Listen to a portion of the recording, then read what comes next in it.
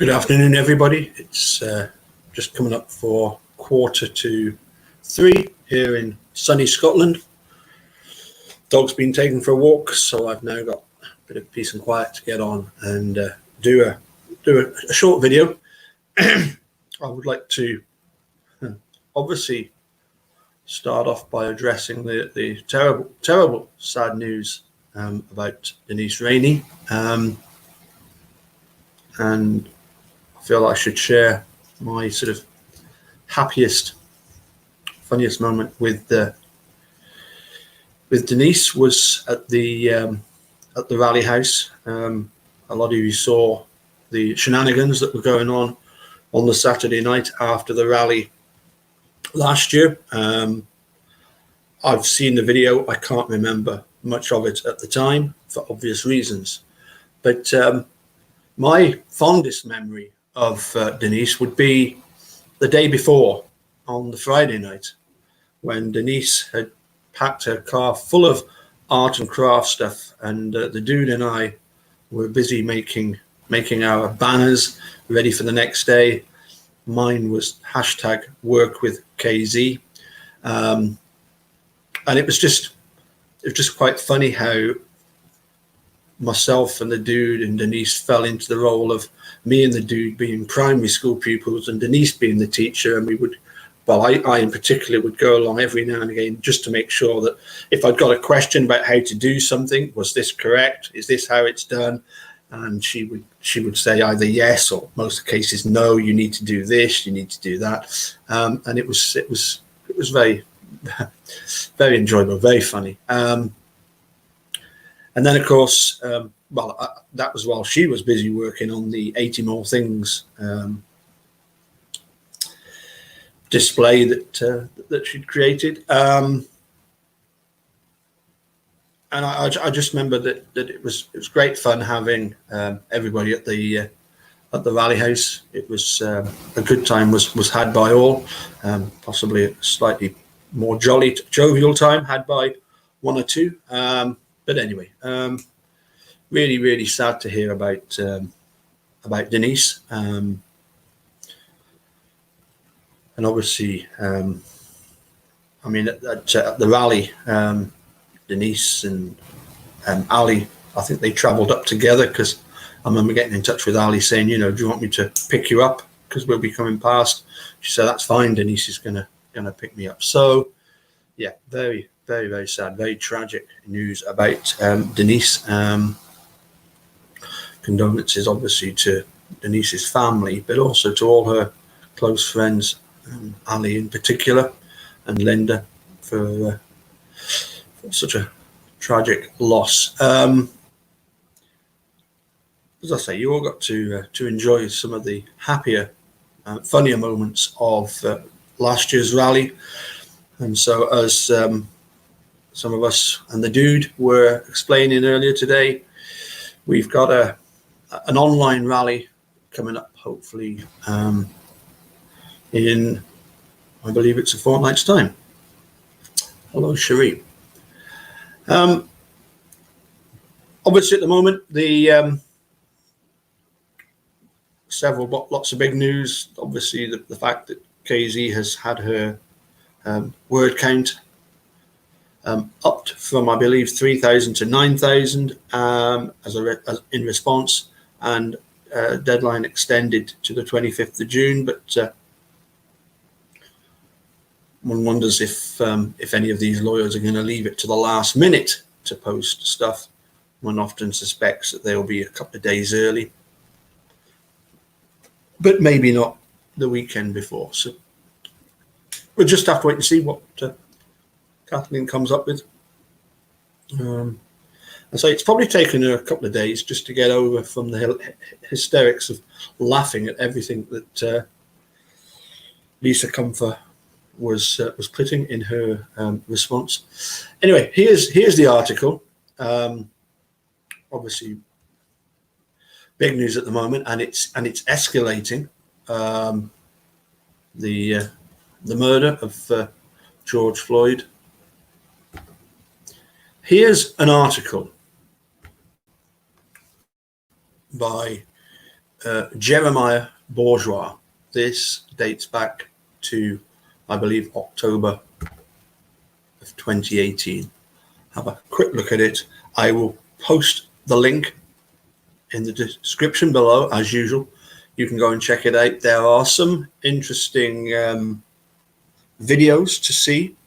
And once we finished, I can also tell you a little bit more about the author of this particular article. So here we go.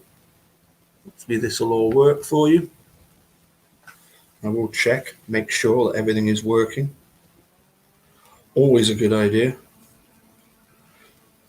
particularly when I'm involved. Making sure that it all works as it should. So let's skip that. And yes, okie dokie. So this is an article in the Crime Report, Your Criminal Justice Network. And it's by Jeremiah Bourgeois. And I must point out that recently I came across Jeremiah posting this again in a network, which seems rather poignant given the current situation. So as I say, why Black lives still don't matter.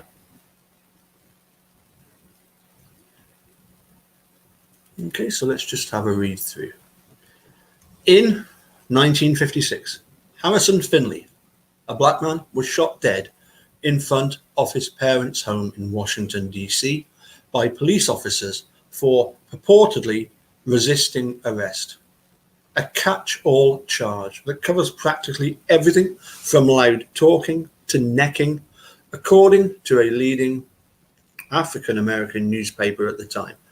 As I said before, I don't really like this term African-American. There is a term European-American, Latino-American, Asian-American. I can't help thinking that it would be a great thing if we just dropped the prefix and just had American. Anyway, carrying on, rant over for the day. He was a World War II veteran and father of 2 young children.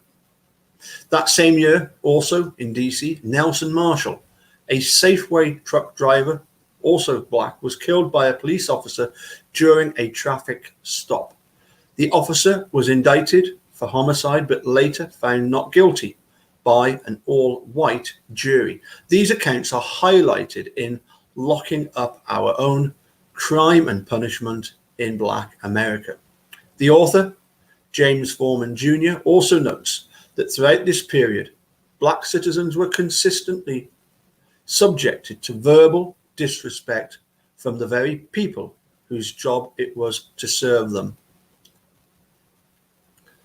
One of the things I was going to mention and never got round to in the chat earlier with Eric Jose, if you haven't watched it already, I would strongly recommend. I watched it last year on the flight over to Australia last March, the film Green Book.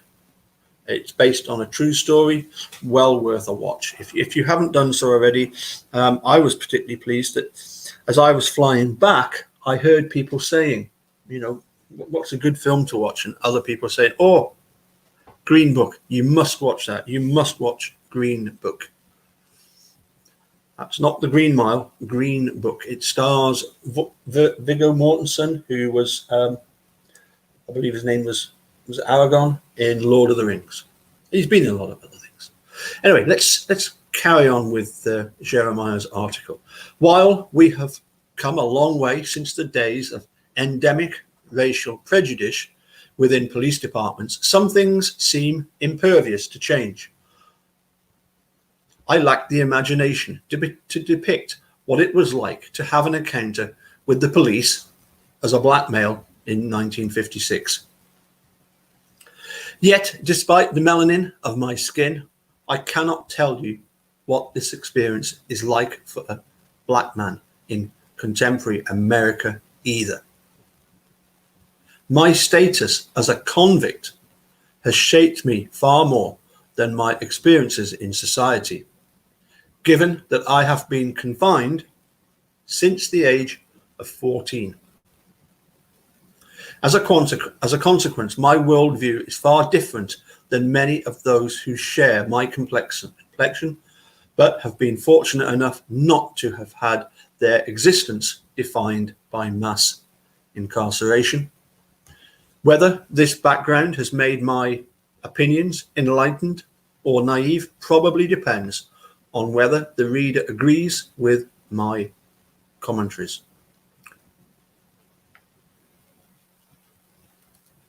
So, as I say, Jeremiah Bourgeois is actually incarcerated, or not, say was incarcerated. With this prelude, I will admit that I am often perplexed by African Americans who come of age in an era when video cameras are utilized by police officers while performing their duties, and when anyone can unleash his or her cell phone to capture encounters between the police and the citizenry. Through the lens of my television screen, I regularly see young black men and women displaying dismay, frustration, and fury when their fellows suffer injustices at the hands of the police. Such encounters and their aftermath are replayed on CNN and MSNBC for the world to see.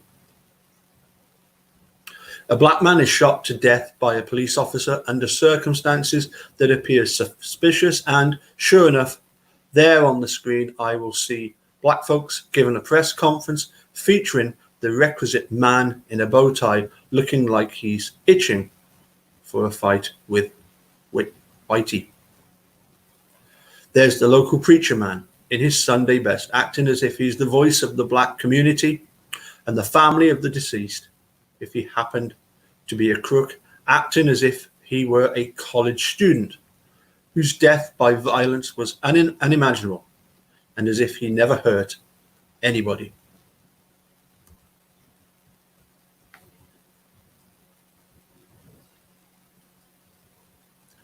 As if such injustices are a new thing. Frequently, it galvanized people to march and chant in front of television cameras. It is a show that I have seen time and again. The faces of those leading the chorus of outrage have changed, from old school luminaries like Jesse Jackson, Al Sharpton, and Louis Farrakhan to a new generation of activists. But as far as I can tell, watching from my prison cell, the message hasn't changed. The new activists, like their predecessors, apparently believe that protesting, tougher prosecutions, and mandates compelling police departments to implement new practices and policies will ultimately make Black Lives Matter to the powers that be. While I have a personal interest in seeing a reduction in the probability that an unarmed black man will be shot down by the police, especially since I may be paroled and the victim could be me, I doubt that such a result will ever be achieved in the 21st century.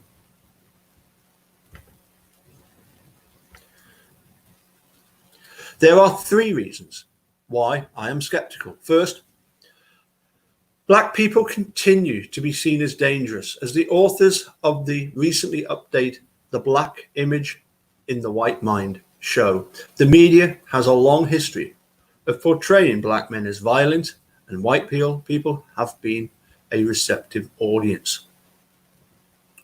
Fear of the black man is not taught in police academies. The book's authors, Robert N. Entman and Andrew Wojcicki, make clear that such fear is the byproduct of a cultural meme that was implanted in police officers' subconscious during their formative years, long before they chose a career in law enforcement. It is as American as apple pie and lynchings.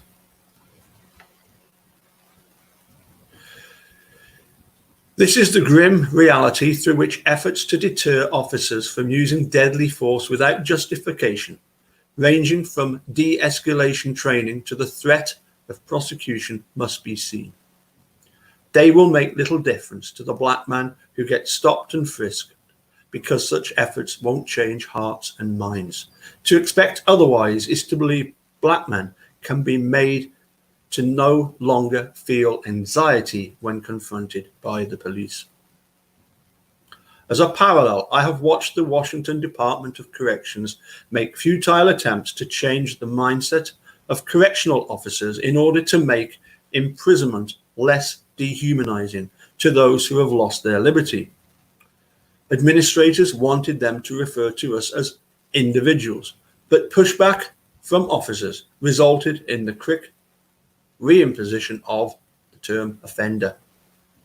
They have been instructed to log positive interactions with prisoners as opposed to only negative encounters. Yet, try as they might, they cannot help but focus on the latter.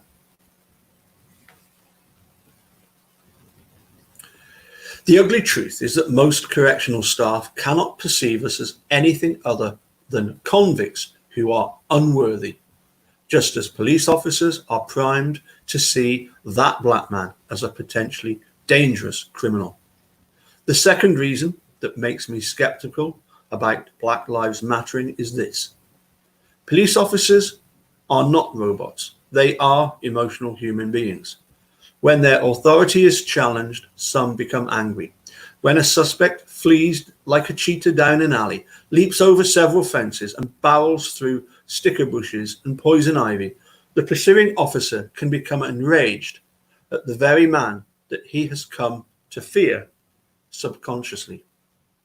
Anger and firearms can be a deadly combination. I know that from personal experience.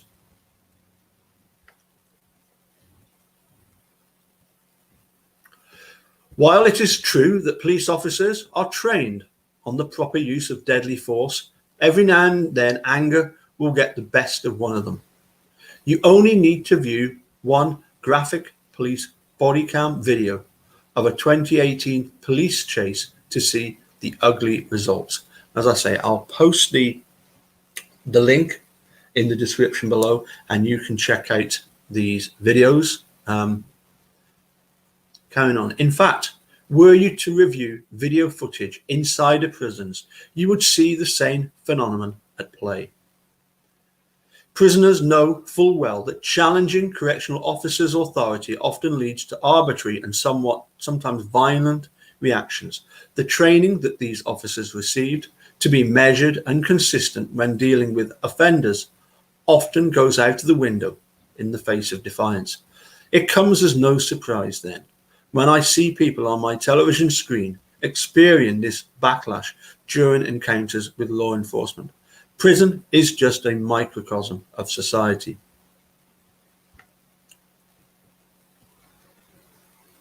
Finally, police officers exist within a subculture that fuels negative perceptions about primarily young black males, and black police officers are not immune when it comes to brothers that fit a profile. I too live in a subculture that fuels a heightened level of prejudice. My prison experience has led me to believe that Chicanos feel animus towards black men. More than any other group around me, I feel unsafe when in their midst. Were I in the wrong place at the wrong time, I am convinced that I could be assaulted. I deal with them cautiously as a consequence. I rarely seem friendly due to my mindset. It is noteworthy that I have yet to suffer an attack, but plenty of those who look like me have fallen victim at other facilities. I therefore perceive the threat to be real and conduct myself accordingly.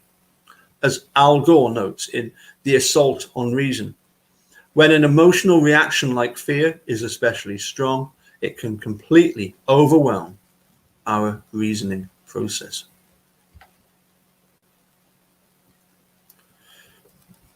Fortunately, I have the luxury of avoiding those I believe pose a threat to my safety. Police officers must confront those they perceive as their adversaries. While he may never have been assaulted in the line of duty, he may know a fellow officer who fell victim during an encounter with a black suspect, as this disturbing video shows. Or while she may never have been injured while making an arrest, she may have been exposed to a training video like this one, showing a female officer being mercilessly pummeled by a black suspect. Such incidents rarely fall within the experience of average white Americans. But if you spend your professional life knowing you face such risks, you are likely to be prejudiced to the extent we feel threatened or fearful. In the words of social psychologist Michael Lavaglia. That being said, I have yet to meet a black prisoner who was surprised by the fact that police officers are often hostile, abrasive, and aggressive. Fear and prejudice apparently make it too difficult for police to serve and protect without bias and to avoid confrontations with African American citizens. That such encounters occasionally escalate into violence does not surprise me in the least. That the unarmed man loses in the end is the natural order of things. Forgive me if I seem to lack empathy. I wish the world was different. Yet at the end of the day, protests, prosecutions, and changes to policies and practices will not make black men seem peaceful and law-abiding to those with guns and badges. Likewise, better training is not going to render police officers incapable of overreaction. The new generation of African American activists who believe in injustice and equality should be cautious. They should therefore never forget the racial prejudice that can erupt with little warning, if they want to be sure their last moments aren't captured on video for the world to see.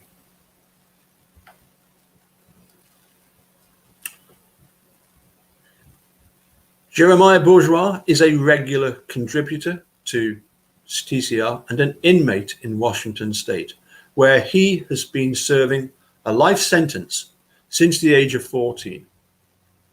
He welcomes comments from readers.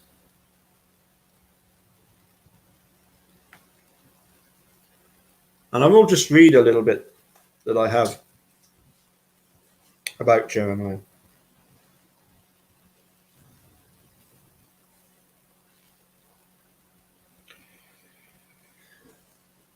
In 1992, at the age of 14, Jeremiah became one of the youngest children sentenced to life without parole in US history. While confined, he dedicated himself to learning the law and understanding public policy. In time, he published multiple articles in law journals. He became the only prisoner ever admitted to Scribes, the American Society of Legal Writers. He was cited as an authority by an intermediate appellate court in Washington State and became a journalist whose work has been featured in online sites that provide independent news and commentary. Now, this is the good news. Since being freed as a result of a US Supreme Court decision, he has consulted with lawmakers and academics, lectured to law students and undergraduates, and presented to corporate law offices to further their understanding of the criminal legal system. And if my memory serves me right, when he was sentenced at the age of 14 to life in prison without the possibility of parole, that was when it was permissible to do so. Then the law changed, and you were no longer able to sentence somebody to life in prison. A juvenile without the possibility of parole. And I think I'm right in saying that it was the judge who actually sentenced him 25 years earlier that then released him and wished him the best in trying to make the best of his life. I think it's quite a touching article to read. And Jeremiah is now at law school, or at least he was until the COVID outbreak. He certainly wasn't wrongfully convicted. He realizes that, he knows that, he points that out, but he was given the opportunity, and hopefully, people like Jeremiah will be able to make a difference, and he will, as he, let's have a, what he wrote about this article, because he as I say, he wrote this article.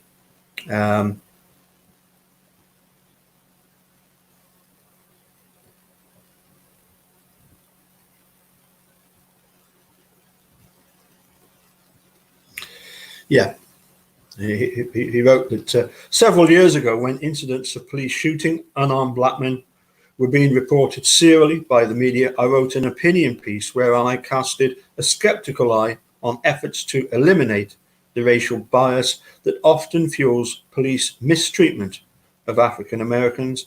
Based on my experience of the charged race relations within prison walls, I argued that fear will continue to drive prejudice despite activists' efforts to change institutional behaviour.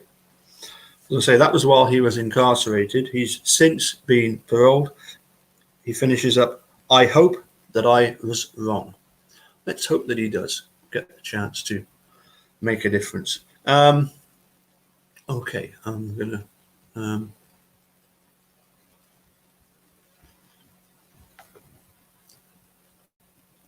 finish off by saying thank you for joining. As I say, I'll post the link below, and there are some pretty disturbing videos that Jeremiah Bourgeois refers to.